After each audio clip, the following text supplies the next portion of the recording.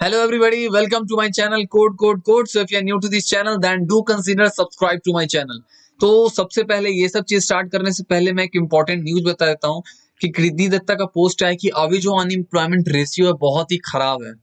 तो अभी समझ लो कि पहले 80% था 2019 तक और 20% इंजीनियर्स को ही जॉब मिलता था, लेकिन अब और खराब हो चुका है। इस पूरे अनएम्प्लॉयमेंट, इस पूरे मार्केट खराब में, रिसेशन में 5% और का जॉब जा चुका है।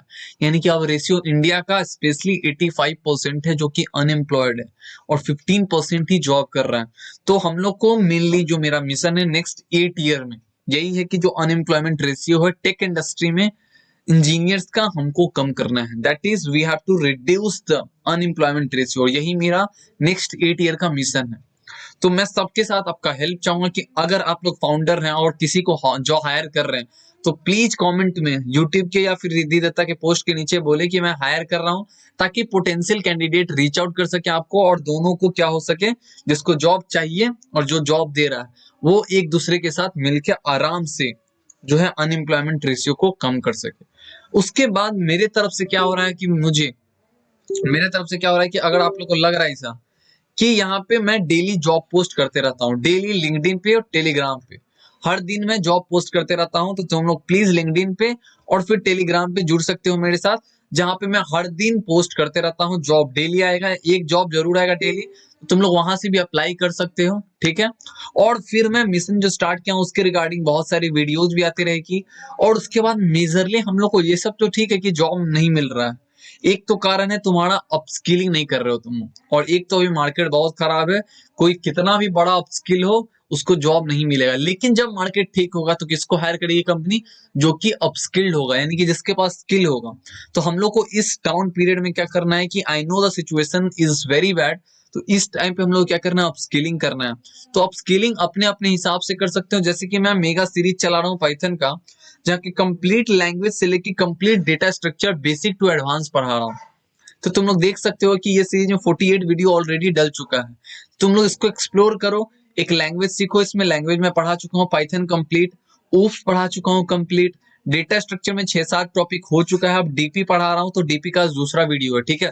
तो तुम लोग डीपी को भी पढ़ो, तो तुम लोग अपने आप को अपस्किल करो, जिसके कारण जब मार्केट ठीक हो तो जॉब आसानी से मिल जाए, क्योंकि फिर हायरिंग स्पीड हो जाएगी और उसी को लेगी जिसके पास स्किल होगा। तो तुम लोग अपने आप को अपस्किल करो। ये अपार्ट फ्रॉम दिस तुम लोग को अगर इतना कर लेते हो, एक लैंग्वेज, ओप्स और डेटा स्ट्रक्चर एंड एल्गोरिथम्स, तो 80% जॉब तुम लोग का डन है।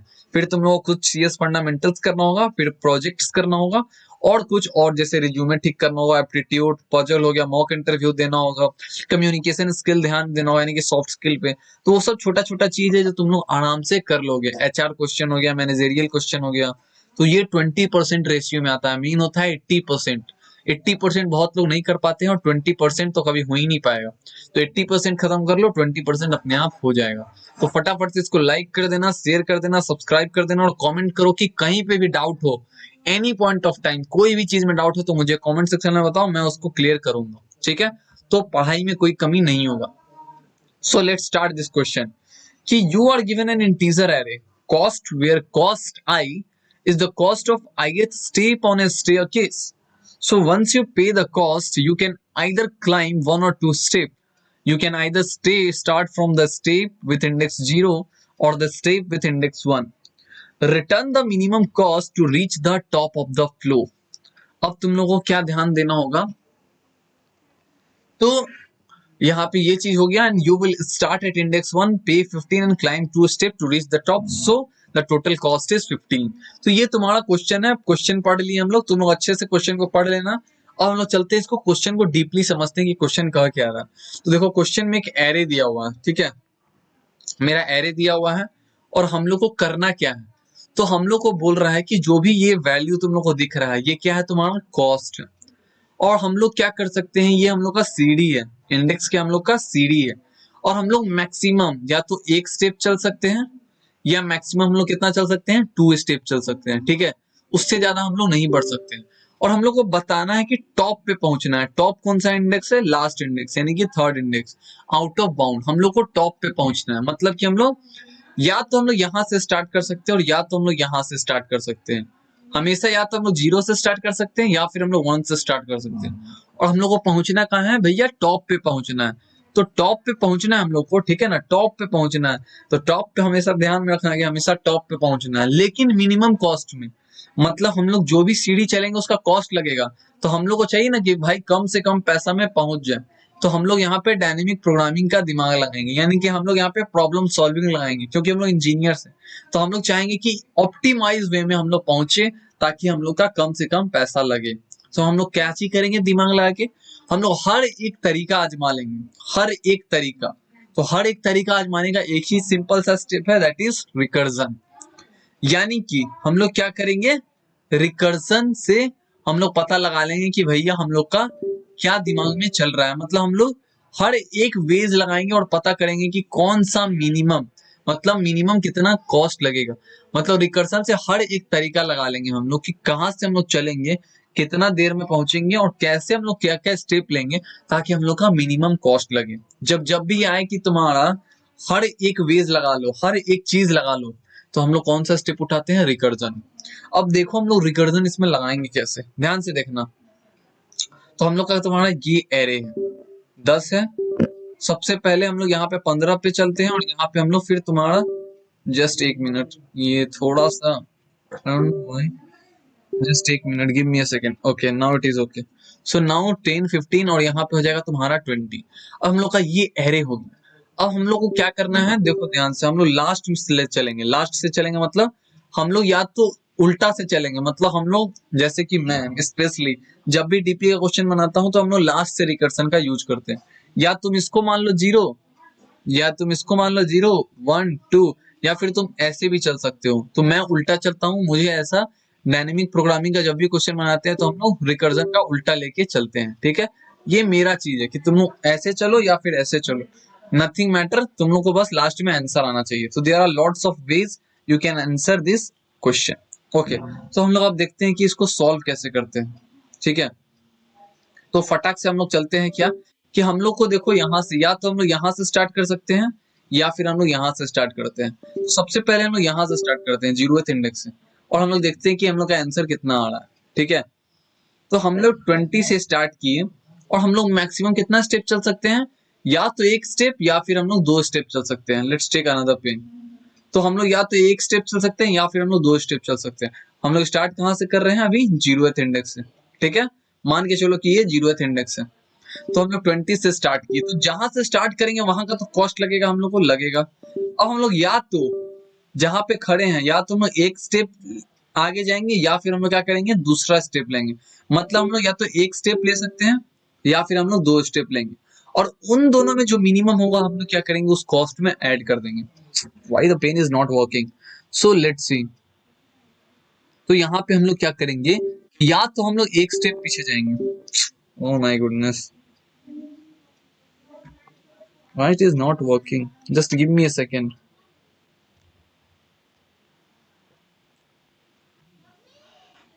Okay, so now it is working.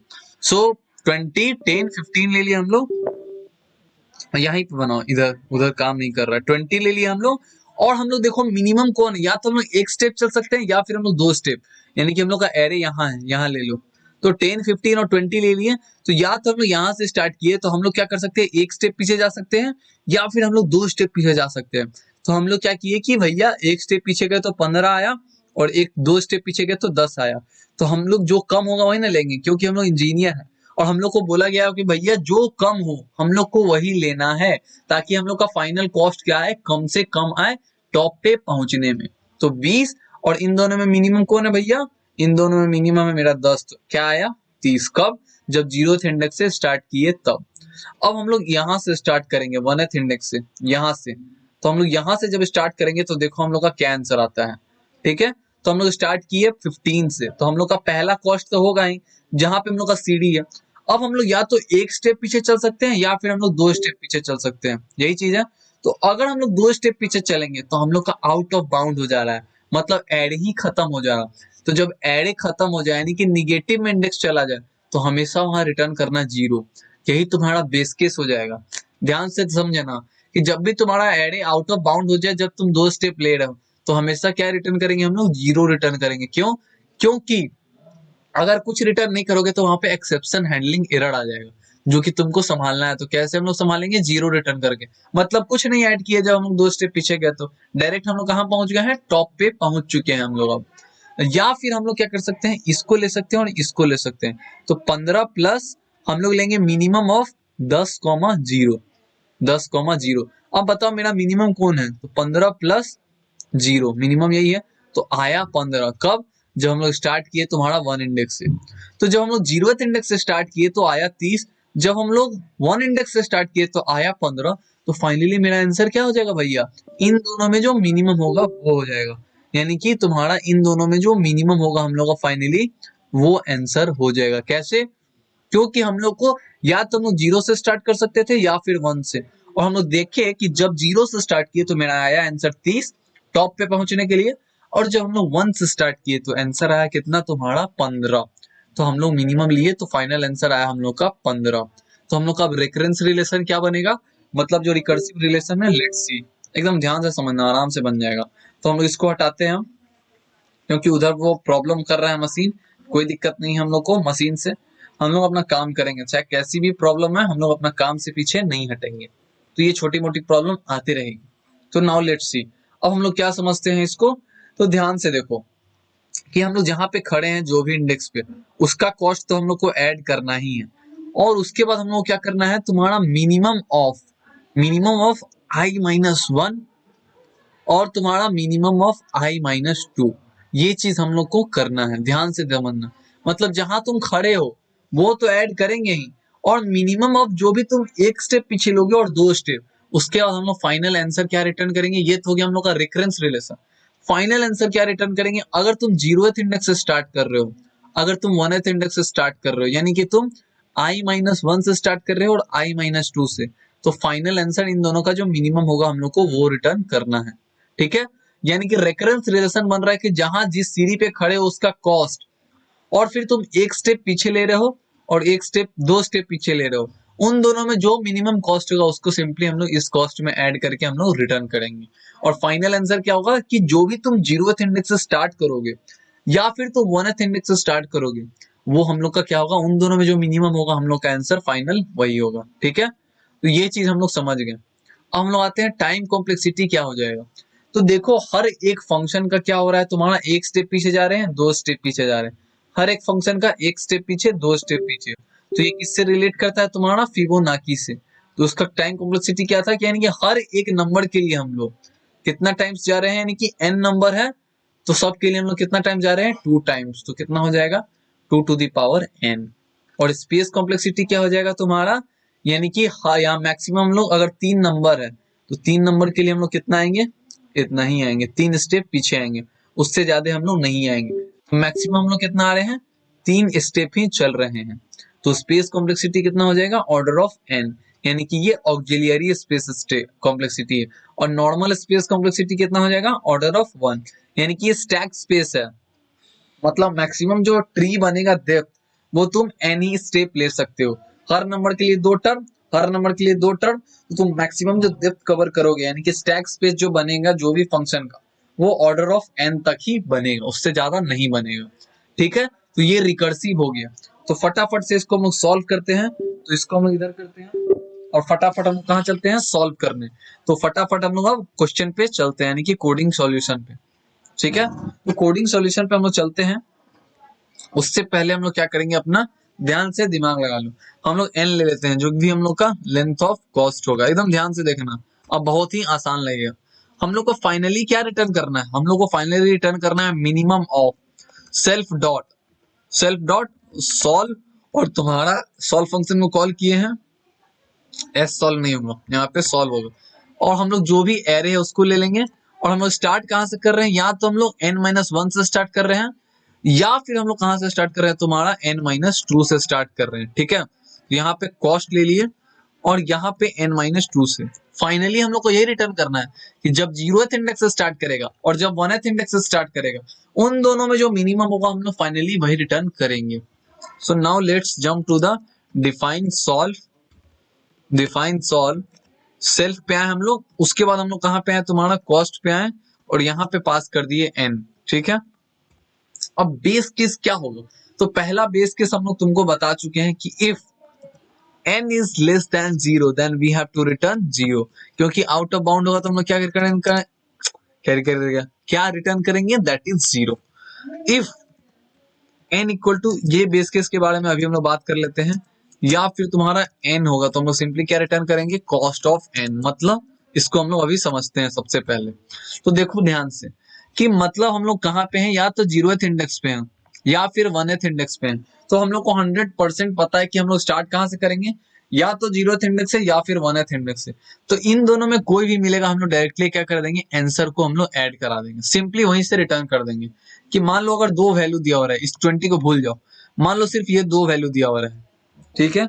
हम लोग स्टार्ट कर रहे हैं 15 से, और अगला स्टेप कहाँ जाएगा, यहाँ जाएगा, आउट ऑफ बाउंड है, या 15 से या तो इसको लेगा तुम, और या फिर आउट ऑफ बाउंड चला जाएगा।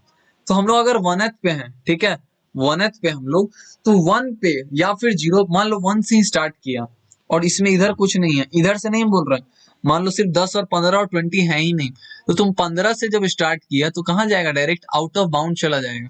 तो जब तुम यहाँ से स्टार्ट कर रहा है 15 से, तो सिर्फ तुम क्या कर रहा है, यहाँ पे 15 को कंसीडर कर रहा है, क्योंकि तुमको मिनिमम चाहिए, तुम डायरेक्ट टॉप पे पहुंच जाएगा। और यहाँ पे तुम 10 है, तो तुम क्या करेगा, 15 को कभी ऐड करेगा, कभी भी नहीं। यहाँ पे कोई भी वैल्यू होगा तुम उसको ऐड करेगा नहीं। तुम क्या चाहेगा कि 2 स्टेप जैसे ही ले हम जंप करके टॉप पे पहुंच जाए। तो जहां पे भी तुम्हारा 0th इंडेक्स और 1th इंडेक्स है, तुम सिर्फ सिंगल वैल्यू ही कंसीडर करेगा। क्यों? क्योंकि तुम आराम से टॉप पे पहुंच जाएगा। कब? जब 2 वैल्यू रहेगा तब। तो वहां पे तुम क्या करोगे, सिंपली उसको ऐड करा दोगे, यानी कि डायरेक्टली रिटर्न करा दोगे। कोई जरूरत नहीं है किसी से ऐड करने का।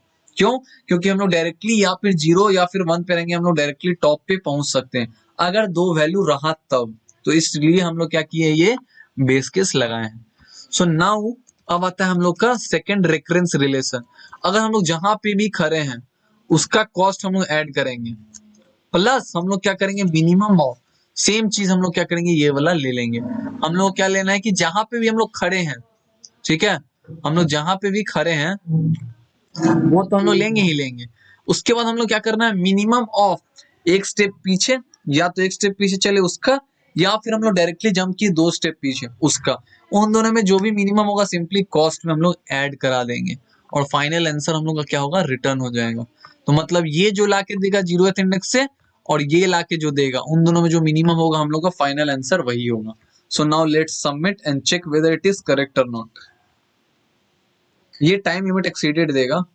क्यों देगा? क्योंकि हम लोग को पता है इसका जो है तुम्हारा ये टाइम लिमिट एक्सीडेड ही देगा, क्योंकि ये रिकरेंस है, रिकर्सन है, और रिकर्सन यहाँ पास नहीं होगा। तो हम लोग क्या करना होगा, ऑप्टिमाइज।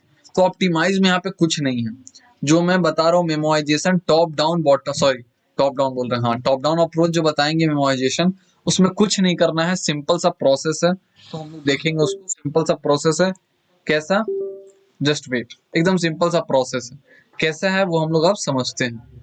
तो हम लोग यहाँ पे हैं, इसको जोड़ा सा पीछे करते हैं हम लोग, इसको यहाँ पे रखते हैं, ठीक है। और हम लोग क्या करेंगे, ध्यान से इसको देखो, यहाँ पे हम लोग आते हैं। अब हम लोग क्या कर रहे हैं, इसको हटा दे रहे हैं, इसका कोई काम नहीं है, इसका कोई काम नहीं है। तो फटाक से इसको हटा दो, और देखेंगे हम लोग जो टॉप डाउन अप्रोच है उसका टाइम कॉम्प्लेक्सिटी में क्या सुधार आता है। स्पेस कॉम्प्लेक्सिटी में कुछ नहीं होगा, क्योंकि रेकरेंस रिलेशन वही रहेगा। हम लोग यहाँ पे यूज करेंगे क्या, तुम्हारा मेमोराइजेशन। हम लोग यहाँ पे यूज करेंगे memorization, that is also considered as top down approach. इसको हम लोग क्या बोलते हैं, तुम्हारा टॉप डाउन अप्रोच। तो लेट्स सी, तो हम लोग इसको हटाते हैं यहाँ पे, और हम लोग का एरे क्या है, तुम्हारा 10 है, 15 है और 20 है, ठीक है। तो मान लो हम लोग का मेमोराइजेशन हम लोग क्यों यूज करते हैं, मान लो एक फंक्शन है, ये भी है और यहाँ पे भी रिपीट। अब यहाँ पे एक फंक्शन है और यहाँ पे एक फंक्शन है, तो हम लोग क्या कर रहे हैं, मान लो कि ये जो चीज है, कि ये जो फंक्शन है और ये जो फंक्शन है रिपीट कर रहा है, सेम जैसा है। ये जो फंक्शन है और ये जो फंक्शन है सेम जैसा है। तो हम लोग जब भी देखते हैं कि सब प्रॉब्लम क्या हो रहा है, रिपीट हो रहा है, सब प्रॉब्लम हम लोग का रिपीट हो रहा है, तो हम लोग वहां पे क्या यूज करते हैं, मेमोराइजेशन। मतलब कि हम लोग क्या करते हैं कि हम लोग एक डीपी एरे बनाते हैं, डीपी एरे बनाते हैं स्टोर करने के लिए। क्या चीज को? फंक्शन के आंसर को। फंक्शन के आंसर को हम लोग स्टोर कराते हैं। इसका क्या मतलब है हम लोग समझते हैं। ध्यान से देखो कि अगर मान लो इस फंक्शन को पहला बार सॉल्व कर रहे हैं तो इसका आंसर आया 10, तो हम इसको स्टोर करा लिए। वापस से सेम चीज रिपीट हो रहा है तो हमको इसको वापस से सॉल्व नहीं करना होगा क्योंकि इसका ऑलरेडी आंसर क्या हो चुका है, इसमें स्टोर हो चुका है। तो जब ऑलरेडी आंसर स्टोर हो चुका है तो हमको इसको सॉल्व नहीं करना पड़ेगा रिपीटेटिव चीज को, जिसके कारण मेरा टाइम कॉम्प्लेक्सिटी क्या होगा, रिड्यूस हो जाएगा। क्यों? क्योंकि हर एक नंबर को हम लोग कितना बार जा रहे हैं, एक ही टाइम जा रहे हैं। तो n नंबर होगा तो हम लोग कितना बार जा रहे हैं, n टाइम्स। तो मेरा टाइम कॉम्प्लेक्सिटी कितना हो जाएगा, drastically reduce to order of n, from order of 2 to the power n to order of n। Why? क्योंकि जो भी फंक्शन का वैल्यू होगा हम लोग स्टोर करा देंगे ताकि जो रिपीट फंक्शन फिर से सेम है हम लोग को उसको आंसर को वापस से सॉल्व नहीं करना पड़े। इसको हमको पता चल गया कि भैया रिपीट हो रहा है, चेक करेंगे कि क्या इसका ऑलरेडी सॉल्व हो चुका है। तो देखिए भैया हाँ 10, तो डायरेक्ट 10 रिटर्न कर दिए। इसको सॉल्व करना पड़ा नहीं ना, इसको सिर्फ सॉल्व करना पड़ा क्योंकि ये फर्स्ट टाइम आया था। तो टाइम कॉम्प्लेक्सिटी क्या हो जाएगा, रिड्यूस हो जाएगा। स्पेस कॉम्प्लेक्सिटी क्या हो जाएगा, ऑर्डर ऑफ n हो जाएगा। और तुम्हारा ऑक्सिलियरी स्पेस स्टैक ये भी ऑर्डर ऑफ n ही रहेगा, तो सिर्फ चेंज होगा ये। तो बहुत ज्यादा कम हो गया। तो इसको हम लोग अब सॉल्व करते हैं, कुछ नहीं करना है, बस 2 लाइन का कोड है। उसके बाद हम लोग क्या करेंगे, बॉटम अप अप्रोच, और फाइनली हम लोग क्या करेंगे, स्पेस ऑप्टिमाइजेशन। तो हम लोग कहाँ पे आ गए, इसको बैक करो। तो हम लोग क्या करते हैं, यहाँ पे डीपी एरे बनाते हैं, अपना डीपी एरे बनाएंगे और हम लोग वहां पे 0 डाल देंगे। ठीक है, 0 डाल दिए। क्यों? क्योंकि हम लोग का जो मिनिमम सम कॉस्ट स्टार्ट कहाँ से हो रहा है, 0 से स्टार्ट हो रहा है। अब हम लोग क्या करेंगे, हम लोग को बस यहाँ पे एक लाइन डालना है सिंपली। जब बेस केस के बाद हम लोग को सिंपली क्या करना है, एक लाइन डालना है कि if DP of n is not equal to 0 then simply क्या रिटर्न कर देंगे हम लोग, डीपी ऑफ n। मतलब कि जब डीपी ऑफ n 0 नहीं है मतलब कि ये फंक्शन ऑलरेडी सॉल्व हो चुका है। मतलब से हम लोग को अब रिपीटेटिव फंक्शन को दोबारा सॉल्व करने का जरूरत नहीं है, ऑलरेडी सॉल्व हो चुका है। तो हम लोग सिंपली यहीं से रिटर्न कर देंगे, ये वाला लाइन चलेगा ही नहीं। लेकिन फर्स्ट टाइम जब आएगा तो ये वाला लाइन होगा सॉल्व और उसको हम लोग को कहीं स्टोर कराना पड़ेगा। तो कहाँ स्टोर कराएंगे हम लोग, डीपी ऑफ n में।